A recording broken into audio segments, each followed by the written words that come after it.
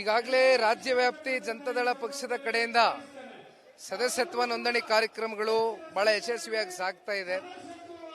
ಇವತ್ತು 54ನೇ ವಿಧಾನಸಭಾ ಕ್ಷೇತ್ರಕ್ಕೆ ಸತತವಾಗಿ 45 ದಿನದಲ್ಲಿ ಕಾಲನ ಇಟ್ಟಿರ್ತಕ್ಕಂಥದ್ದು. ಅದರಲ್ಲೂ ಯಶವಂತಪುರ ವಿಧಾನಸಭಾ ಕ್ಷೇತ್ರ ನಿರಂತರವಾಗಿ ಈ ಭಾಗದಲ್ಲಿ ಇರ್ತಕ್ಕಂಥ ಜವರೇಗೌಡರು ವಿಧಾನ ಪರಿಷತ್ನ ಸದಸ್ಯರು 4 ಬಾರಿ ಚುನಾವಣೆ ಸ್ಪರ್ಧೆ ಮಾಡಿದ್ದಾರೆ. ಅತ್ಯಂತ ಕಮ್ಮಿ ಅಂತರದಲ್ಲಿ ಪರಾಜಿತಗೊಂಡಿದ್ರು ಕೂಡ ಕಾರ್ಯಕರ್ತರು, ಮುಖಂಡರು ಮತ್ತೆ ಮತದಾರರ ಪ್ರೀತಿ ಅಭಿಮಾನ ಎಂದು ಕೂಡ ಕಮ್ಮಿ ಆಗಿಲ್ಲ.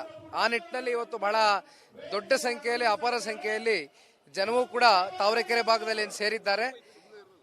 ಪಕ್ಷದ ಕಾರ್ಯಕರ್ತರು ಕೂಡ ಹುಮ್ಮಸ್ಸಿನಿಂದ ಕಾರ್ಯಕ್ರಮ ನಡೆಸ್ತಾ ಇದ್ದಾರೆ. ಜೆಡಿಎಸ್ ಸೀಟ್ಗಳ ವಿಚಾರವಾಗಿ ಕಮೆಂಟ್ ಮಾಡುವಾಗ ತುಂಬಾ ಏನು ಗೆಲ್ಲಲ್ಲ ಅಂತ ಟೀಕೆ ಮಾಡಿದ್ದಾರೆ.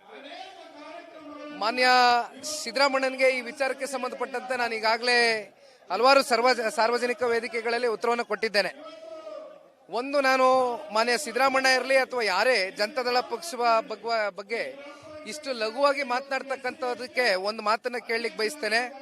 ಒಂದು ಪ್ರಾದೇಶಿಕ ಪಕ್ಷವನ್ನ ಕಟ್ಟಿ ಕನಿಷ್ಠ ಪಕ್ಷ ನೀವು 2 ಸೀಟು ಗೆದ್ದಿ ತೋರಿಸಿದ ನಂತರ ಇದಕ್ಕೆ ನಾನು ಉತ್ತರ ಕೊಡ್ತೀನಿ ಅಂತ ಹೇಳ್ತೀನಿ. ಬ್ಯಾಲೆಟ್ ಪೇಪರ್ ವಿಚಾರವಾಗಿ ಬ್ಯಾಲೆಟ್ ಪೇಪರ್ ಅನ್ನ ಬಳಕೆ ಮಾಡೋ ವಿಚಾರವಾಗಿ ನಿಮ್ಮ ನಿಲುವೇನು? ಇಲ್ಲಿಯವರೆಗೂ ಕಾಂಗ್ರೆಸ್ನ ಯುಪಿಎನಲ್ಲಿ ಹಿಂದೆ ಯುಪಿಎ ಸರ್ಕಾರ ಏನ್ ಬಂತು ಕೇಂದ್ರದಲ್ಲಿ 2 ಬಾರಿ ಆಡಳಿತಕ್ಕೆ ಬಂತು. ಅವತ್ತು ಇವಿಎಂನೇ ಬಳಸಿರ್ತಕ್ಕಂಥದ್ದು. ಈ ಹಿಂದೆ ಈಗ ನಡೆದಿರ್ತಕ್ಕಂಥ 136 ಸ್ಥಾನ ಕಾಂಗ್ರೆಸ್ ಏನು ಪಡೆದುಕೊಂಡಿದೆ, ಇಲ್ಲೂ ಕೂಡ ಇವಿಎಂನೇ ಬಳಸಿದ್ದಾರೆ. ಈಗ ಇವಿಎಂ ಮೇಲೆ ಅನುಮಾನ ಕಾಡಕ್ಕೆ ಶುರು ಆಗಿದೆಯಾ? ಅನಾದಿ ಕಾಲಕ್ಕೆ ಹೋಗ್ಬಿಡ್ಬೇಕಾ ಈಗ? ಮತ್ತೆ ಬ್ಯಾಲೆಟ್ ಪೇಪರ್ ತಗೊಂಡ್ ಬರ್ತಕ್ಕಂಥ ಮಾತಾದ್ರೂ ಅಗತ್ಯತೆ ಏನಿದೆ? ಹೌದಪ್ಪ, ಆಯ್ತು, ನಿಮ್ಗೆ ಅಷ್ಟೆಲ್ಲ ನಿಮ್ಗೆ ಇವಿಎಂ ಮೇಲೆ ಡೌಟ್ ಇದ್ರೆ ಹಂಗಾದ್ರೆ ಈ ರಾಜ್ಯದ ಮುಖ್ಯಮಂತ್ರಿಗಳಿಗೆ, ಉಪಮುಖ್ಯಮಂತ್ರಿಗಳಿಗೆ, ಸರ್ಕಾರಕ್ಕೆ ರಾಜೀನಾಮೆ ಕೊಟ್ಟು ನಾಳೆ ಚುನಾವಣೆಗೆ ಬರ್ತೀರಾ, ಬ್ಯಾಲೆಟ್ ಪೇಪರ್ ಇಟ್ಕೊಂಡು ಎದುರಿಸೋಣ ಅಂತ ಕೇಳಲಿಕ್ಕೆ ಬಯಸ್ತೀನಿ. ಉತ್ತರ ಕೊಡ್ಲಿ ಇದಕ್ಕೆ. ಈಗಾಗಲೇ ರಾಜ್ಯ ವ್ಯಾಪ್ತಿ ಜನತಾದಳ ಪಕ್ಷದ ಕಡೆಯಿಂದ ಸದಸ್ಯತ್ವ ನೋಂದಣಿ ಕಾರ್ಯಕ್ರಮಗಳು ಬಹಳ ಯಶಸ್ವಿಯಾಗಿ ಸಾಗ್ತಾ ಇದೆ. ಇವತ್ತು 54ನೇ ವಿಧಾನಸಭಾ ಕ್ಷೇತ್ರಕ್ಕೆ ಸತತವಾಗಿ 45 ದಿನದಲ್ಲಿ ಕಾಲನ ಇಟ್ಟಿರ್ತಕ್ಕಂಥದ್ದು. ಅದರಲ್ಲೂ ಯಶವಂತಪುರ ವಿಧಾನಸಭಾ ಕ್ಷೇತ್ರ ನಿರಂತರವಾಗಿ ಈ ಭಾಗದಲ್ಲಿ ಇರ್ತಕ್ಕಂಥ ಜವರೇಗೌಡರು ವಿಧಾನ ಪರಿಷತ್ನ ಸದಸ್ಯರು 4 ಬಾರಿ ಚುನಾವಣೆ ಸ್ಪರ್ಧೆ ಮಾಡಿದ್ದಾರೆ. ಅತ್ಯಂತ ಕಮ್ಮಿ ಅಂತರದಲ್ಲಿ ಪರಾಜಿತಗೊಂಡಿದ್ರು ಕೂಡ ಕಾರ್ಯಕರ್ತರು, ಮುಖಂಡರು ಮತ್ತೆ ಮತದಾರರ ಪ್ರೀತಿ ಅಭಿಮಾನ ಎಂದು ಕೂಡ ಕಮ್ಮಿ ಆಗಿಲ್ಲ. ಆ ನಿಟ್ಟಿನಲ್ಲಿ ಇವತ್ತು ಬಹಳ ದೊಡ್ಡ ಸಂಖ್ಯೆಯಲ್ಲಿ, ಅಪಾರ ಸಂಖ್ಯೆಯಲ್ಲಿ ಜನವೂ ಕೂಡ ತಾವರೆಕೆರೆ ಭಾಗದಲ್ಲಿ ಸೇರಿದ್ದಾರೆ. ಪಕ್ಷದ ಕಾರ್ಯಕರ್ತರು ಕೂಡ ಹುಮ್ಮಸ್ಸಿನಿಂದ ಕಾರ್ಯಕ್ರಮ ನಡೆಸ್ತಾ ಇದ್ದಾರೆ. ಜೆಡಿಎಸ್ ಸೀಟ್ಗಳ ವಿಚಾರವಾಗಿ ಕಮೆಂಟ್ ಮಾಡುವಾಗ ತುಂಬಾ ಏನು ಗೆಲ್ಲಲ್ಲ ಅಂತ ಟೀಕೆ ಮಾಡಿದ್ದಾರೆ. ಮಾನ್ಯ ಸಿದ್ದರಾಮಣ್ಣನಿಗೆ ಈ ವಿಚಾರಕ್ಕೆ ಸಂಬಂಧಪಟ್ಟಂತೆ ನಾನು ಈಗಾಗಲೇ ಹಲವಾರು ಸಾರ್ವಜನಿಕ ವೇದಿಕೆಗಳಲ್ಲಿ ಉತ್ತರವನ್ನು ಕೊಟ್ಟಿದ್ದೇನೆ. ಒಂದು, ನಾನು ಮಾನ್ಯ ಸಿದ್ದರಾಮಣ್ಣ ಇರಲಿ ಅಥವಾ ಯಾರೇ ಜನತಾದಳ ಪಕ್ಷದ ಬಗ್ಗೆ ಇಷ್ಟು ಲಘುವಾಗಿ ಮಾತನಾಡ್ತಕ್ಕಂಥದಕ್ಕೆ ಒಂದು ಮಾತನ್ನ ಕೇಳಲಿಕ್ಕೆ ಬಯಸ್ತೇನೆ. ಒಂದು ಪ್ರಾದೇಶಿಕ ಪಕ್ಷವನ್ನ ಕಟ್ಟಿ ಕನಿಷ್ಠ ಪಕ್ಷ ನೀವು 2 ಸೀಟು ಗೆದ್ದಿ ತೋರಿಸಿದ ನಂತರ ಇದಕ್ಕೆ ನಾನು ಉತ್ತರ ಕೊಡ್ತೀನಿ ಅಂತ ಹೇಳ್ತೀನಿ. ಬ್ಯಾಲೆಟ್ ಪೇಪರ್ ವಿಚಾರವಾಗಿ ಬ್ಯಾಲೆಟ್ ಪೇಪರ್ ಅನ್ನ ಬಳಕೆ ಮಾಡೋ ವಿಚಾರವಾಗಿ ನಿಮ್ಮ ನಿಲುವೇನು? ಇಲ್ಲಿಯವರೆಗೂ ಕಾಂಗ್ರೆಸ್ನ ಯುಪಿಎನಲ್ಲಿ ಹಿಂದೆ ಯುಪಿಎ ಸರ್ಕಾರ ಏನ್ ಬಂತು ಕೇಂದ್ರದಲ್ಲಿ 2 ಬಾರಿ ಆಡಳಿತಕ್ಕೆ ಬಂತು. ಅವತ್ತು ಇವಿಎಂನೇ ಬಳಸಿರ್ತಕ್ಕಂಥದ್ದು. ಈ ಹಿಂದೆ ಈಗ ನಡೆದಿರ್ತಕ್ಕಂಥ 136 ಸ್ಥಾನ ಕಾಂಗ್ರೆಸ್ ಏನು ಪಡೆದುಕೊಂಡಿದೆ, ಇಲ್ಲೂ ಕೂಡ ಇವಿಎಂನೇ ಬಳಸಿದ್ದಾರೆ. ಈಗ ಇವಿಎಂ ಮೇಲೆ ಅನುಮಾನ ಕಾಡಕ್ಕೆ ಶುರು ಆಗಿದೆಯಾ? ಅನಾದಿ ಕಾಲಕ್ಕೆ ಹೋಗ್ಬಿಡ್ಬೇಕಾ ಈಗ? ಮತ್ತೆ ಬ್ಯಾಲೆಟ್ ಪೇಪರ್ ತಗೊಂಡ್ ಬರ್ತಕ್ಕಂಥ ಮಾತಾದ್ರೂ ಅಗತ್ಯತೆ ಏನಿದೆ? ಹೌದಪ್ಪ, ಆಯ್ತು, ನಿಮ್ಗೆ ಅಷ್ಟೆಲ್ಲ ನಿಮ್ಗೆ ಇವಿಎಂ ಮೇಲೆ ಡೌಟ್ ಇದ್ರೆ ಹಂಗಾದ್ರೆ ಈ ರಾಜ್ಯದ ಮುಖ್ಯಮಂತ್ರಿಗಳಿಗೆ, ಉಪಮುಖ್ಯಮಂತ್ರಿಗಳಿಗೆ, ಸರ್ಕಾರಕ್ಕೆ ರಾಜೀನಾಮೆ ಕೊಟ್ಟು ನಾಳೆ ಚುನಾವಣೆಗೆ ಬರ್ತೀರಾ, ಬ್ಯಾಲೆಟ್ ಪೇಪರ್ ಇಟ್ಕೊಂಡು ಎದುರಿಸೋಣ ಅಂತ ಕೇಳಲಿಕ್ಕೆ ಬಯಸ್ತೀನಿ. ಉತ್ತರ ಕೊಡ್ಲಿ ಇದಕ್ಕೆ. ಈಗಾಗಲೇ ರಾಜ್ಯ ವ್ಯಾಪ್ತಿ ಜನತಾದಳ ಪಕ್ಷದ ಕಡೆಯಿಂದ ಸದಸ್ಯತ್ವ ನೋಂದಣಿ ಕಾರ್ಯಕ್ರಮಗಳು ಬಹಳ ಯಶಸ್ವಿಯಾಗಿ ಸಾಗ್ತಾ ಇದೆ.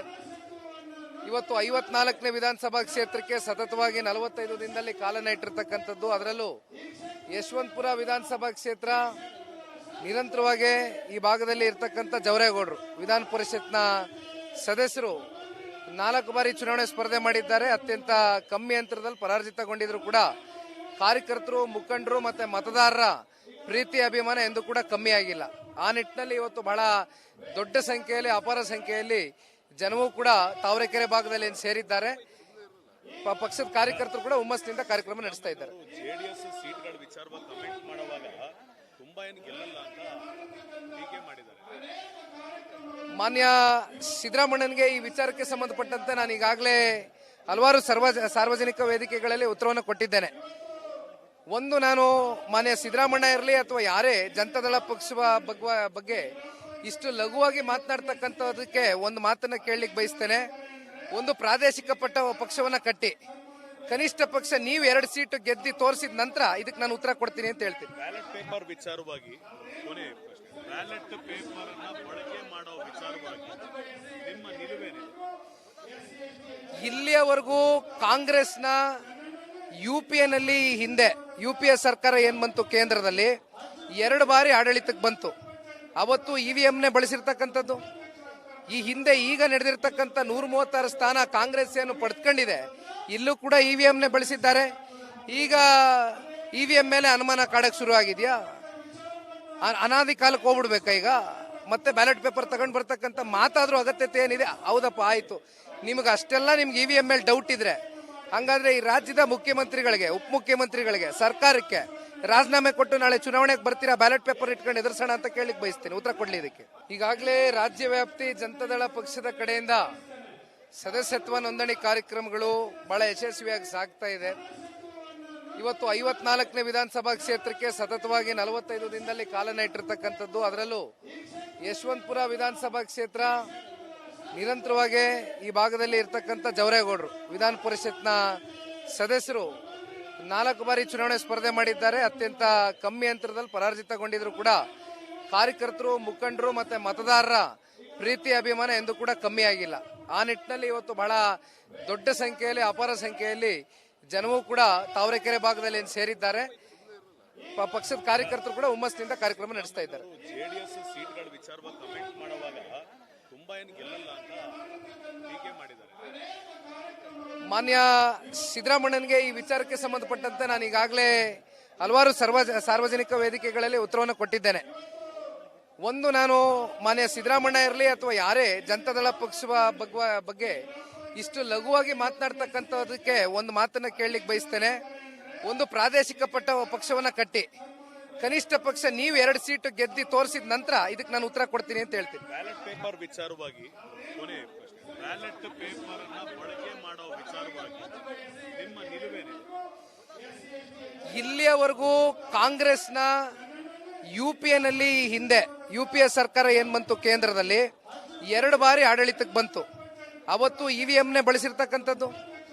ಈ ಹಿಂದೆ ಈಗ ನಡೆದಿರ್ತಕ್ಕಂಥ 136 ಸ್ಥಾನ ಕಾಂಗ್ರೆಸ್ ಏನು ಪಡೆದುಕೊಂಡಿದೆ, ಇಲ್ಲೂ ಕೂಡ ಇವಿಎಂನೇ ಬಳಸಿದ್ದಾರೆ. ಈಗ ಇವಿಎಂ ಮೇಲೆ ಅನುಮಾನ ಕಾಡಕ್ ಶುರು ಆಗಿದೆಯಾ? ಅನಾದಿ ಕಾಲಕ್ಕೆ ಹೋಗ್ಬಿಡ್ಬೇಕಾ ಈಗ? ಮತ್ತೆ ಬ್ಯಾಲೆಟ್ ಪೇಪರ್ ತಗೊಂಡ್ ಬರ್ತಕ್ಕಂಥ ಮಾತಾದ್ರೂ ಅಗತ್ಯತೆ ಏನಿದೆ? ಹೌದಪ್ಪ, ಆಯ್ತು, ನಿಮ್ಗೆ ಅಷ್ಟೆಲ್ಲ ನಿಮ್ಗೆ ಇವಿಎಂ ಮೇಲೆ ಡೌಟ್ ಇದ್ರೆ ಹಂಗಾದ್ರೆ ಈ ರಾಜ್ಯದ ಮುಖ್ಯಮಂತ್ರಿಗಳಿಗೆ, ಉಪಮುಖ್ಯಮಂತ್ರಿಗಳಿಗೆ, ಸರ್ಕಾರಕ್ಕೆ ರಾಜೀನಾಮೆ ಕೊಟ್ಟು ನಾಳೆ ಚುನಾವಣೆಗೆ ಬರ್ತೀರಾ, ಬ್ಯಾಲೆಟ್ ಪೇಪರ್ ಇಟ್ಕೊಂಡು ಎದುರಿಸೋಣ ಅಂತ ಕೇಳಿಕ್ ಬಯಸ್ತೀನಿ. ಉತ್ತರ ಕೊಡ್ಲಿ ಇದಕ್ಕೆ.